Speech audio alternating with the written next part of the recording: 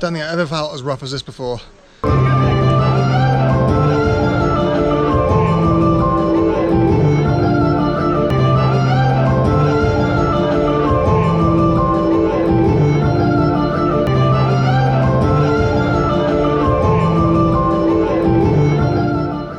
I guess I haven't formally announced on my channel yet my intention to enter the UTMB, but I am. I've caught the bug. The entry system is now a lottery, so there's no guarantee I'll ever get a place, but at the very least, I want to throw my hat into the ring, do everything I can to qualify. Which brings me to here, Pont Saint-Martin in the Aosta Valley. Doesn't sound very Italian, does it? But that's Aosta for you. Getting a place in the ballot is a complicated and multi-stage process. First of all, you need a valid UTMB index, which I already have. There are thousands of UTMB index races around the world.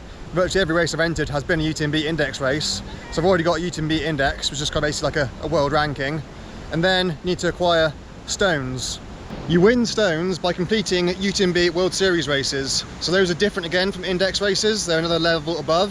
I think there's around about 100 around the world. Naturally, thankfully for me, most of them are in the Alps. The longer the race, the more stones you gain. So for 20-kilometer category races, you get 1 stone. 50-kilometer races, you get 2 stones. 100-kilometer races, you get 3 stones. And 100-mile races, you get 4. And I've entered the Monte Rosa Trail 80k race, which is a 100-kilometer category race, thanks to its massive vertical gain. I'm not going to lie, the main reason I entered the 80k rather than the 40k race is because I want to start here in Pont Saint-Martin and get to run over the iconic Roman bridge. Whereas the 40k race starts and finishes up in Gressenay, where this race finishes. So I absolutely had to give this a go. No idea if I'll survive, but if I do, then that'll be 3 stones on my way to entering the UTMB. Up until this point, the furthest I've ever run has been about 43k, i.e. just over a marathon. So this is almost double that. So I've absolutely no idea what kind of form I'm going to be in, if I'm going to make it or not. I'm going to give it my all and see what happens. The race starts at 6 AM, or for me 6:10, as I'm in the 3rd wave. So I've just been to collect my bib, race number, race chip, etc. Now to try and get some rest and then have a very, very early start. And rest is going to be difficult because I'm sleeping in the van and it's very hot. Not going to be getting a huge amount of sleep tonight, or tomorrow for that matter.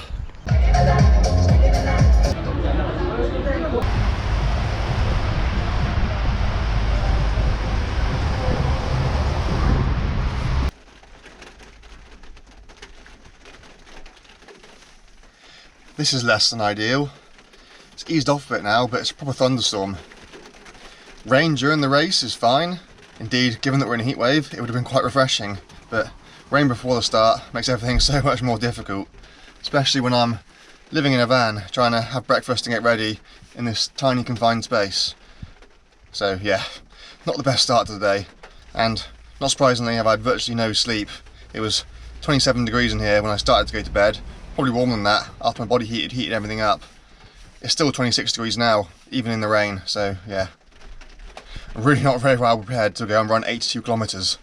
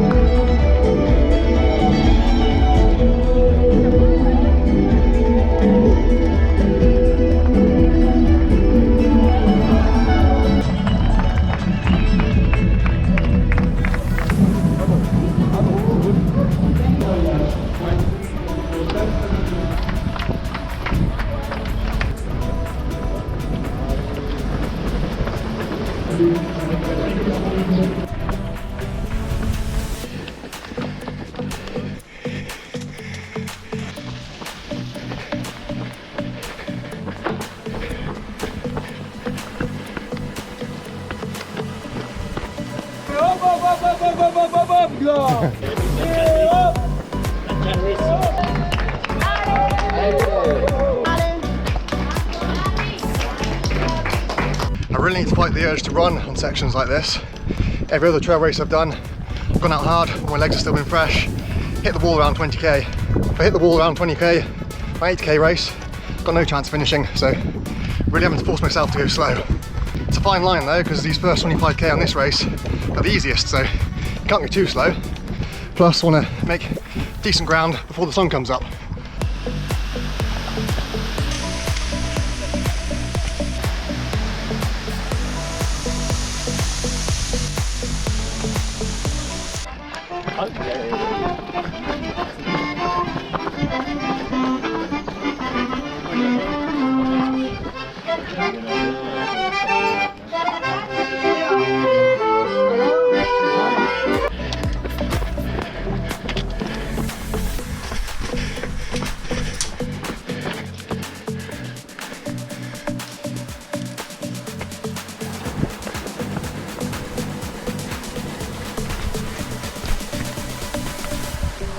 With this being an ultra, there's no pressure to try and sprint on the downhills, which means everyone's being really sensible, taking it nice and slow on these horrible, slippery, muddy descents. Because after last night's rain, nothing's dried out. This suits me down to a T. I'm saving loads of energy walking down these steep descents. I'd usually be absolutely dying because I hate descending.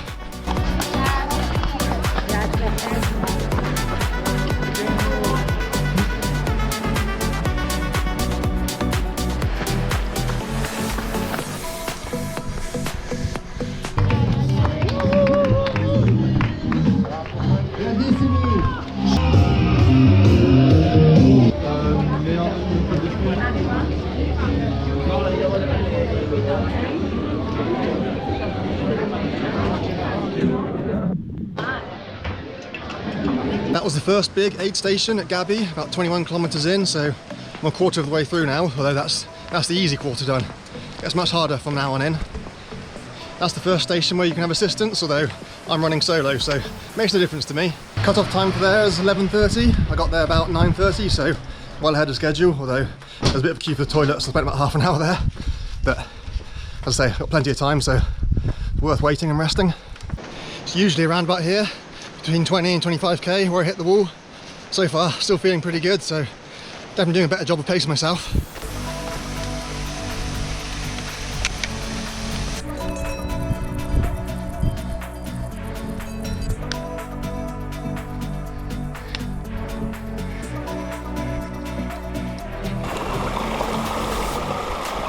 Salvation. Not the nicest tasting water, so didn't drink much of it, but it's cold, so had a nice little wash. For the first time all day, we ran out of fluids between aid stations, well short of the next aid station. I was really suffering down there. It was looking like it's going to be a completely dry valley, all the water running below the scree. Thankfully, there's actually a pretty big river. The path crosses it in several places, so probably not wise to be drinking lots of it, but at least I'm able to cool myself down. It's very refreshing.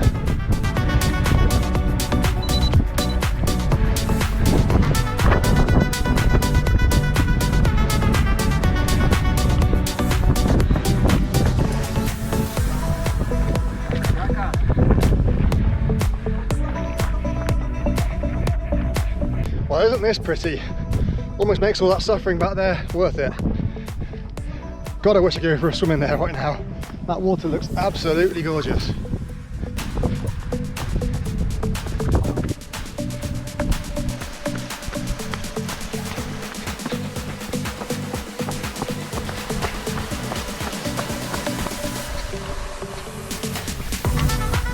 That's probably the best I've ever done technical descent.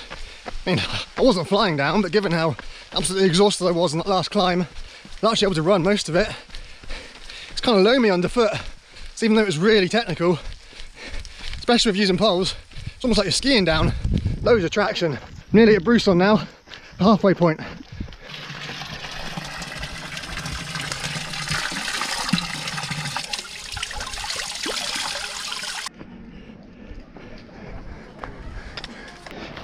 The cut-off here is 5:30. It's currently 2:45, so I've still got loads of time to spare, so have a nice long rest here. I might even have a shower. I've got a full change of clothes in my drop bag, so we just see what the facilities are like. Full change of clothes. The only thing I haven't changed is my shoes. Damn, that feels good. It's not going to last though. We're straight into another big climb, so I'm going to get pretty sweaty pretty quickly.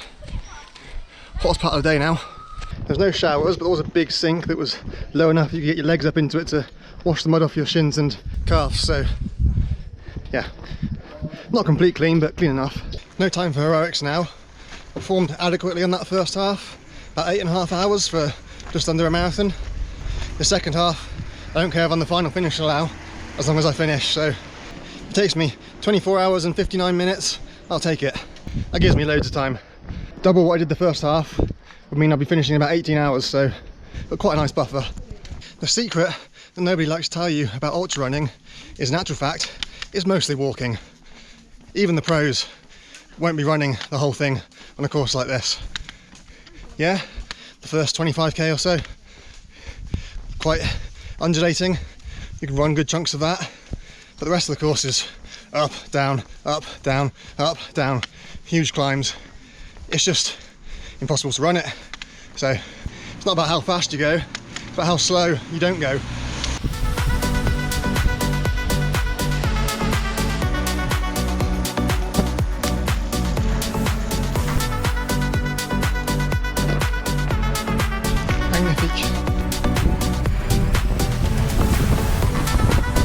That's the second big climb done.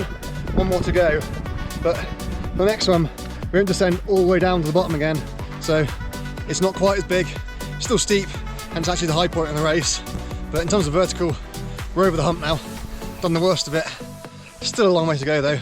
It's kilometre 48, so and while I'm tuning in uncharted territory, up until now the furthest I've ran is 43, so my body hasn't got a clue what's going on, but I'm still feeling okay. I've basically committed to walking 90% of what's left now. Just keep on trucking. Yet again, it's absolutely spectacular up here. Almost, but not quite, worth the pain of the climb. Okay, the refuge DARP wasn't quite at the top. There's a little sting in the tail of this climb here.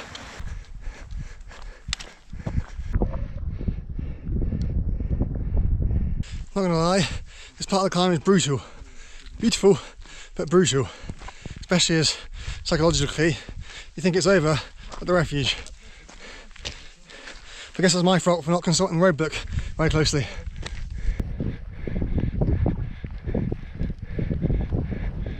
Now that's definitely the top. We're at a col. It's not possible to go any more up without going down first. This part of the descent should be easy now. It's a gentle gravel road, but by this point of the race, everything hurts. Feet hurt, knees hurt, hips hurt, brain hurts. So yeah, nothing's easy at this point.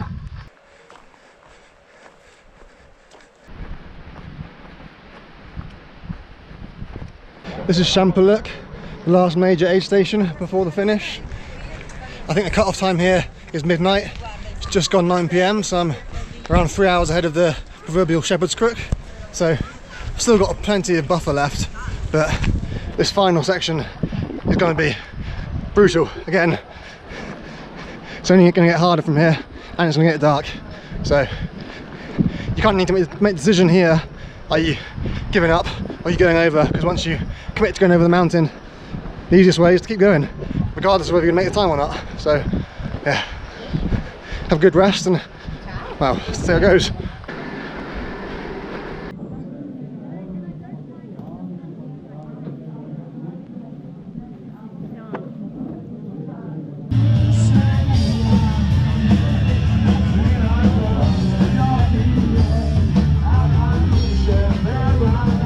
Well, that's a bit surreal, passing through a fairground for the run. It was a small matter of a 20k night hike now with, actually I have absolutely no idea how many vertical meters, probably at least 1500, so just like running up Ben Nevis again. Probably be radio silence from me now because, as you can see, you can't see. GoPros don't work at night, so I guess you'll hear from me if and when I finish. But either way, I'm going over the mountain now, so I'm committed.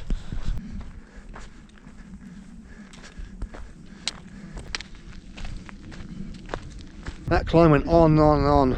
And it's really hard to pace yourself when you can't see how far away the top is, so absolutely exhausting. I ran out of food and water quite a while ago. I thought this was salvation at the top, a feed station, but it's not. Some kind of bivvy pods, so you can lie down, but nothing to drink. I'm absolutely dying. Don't think I ever felt as rough as this before. I simultaneously feel like I want to shit myself, throw up and collapse. I'm in absolute agony, incredibly exhausted, dehydrated, and I was that close to bonking as well. I barely made it up this tiny little rise to the feed station. I'm dead.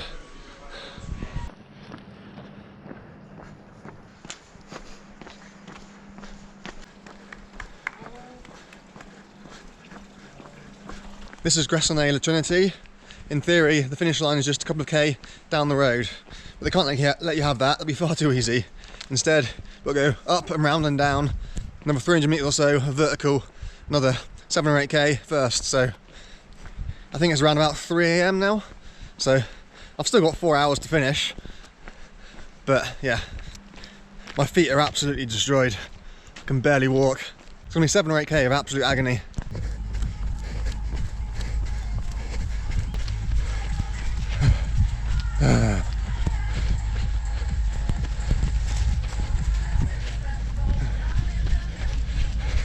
That's the finish line.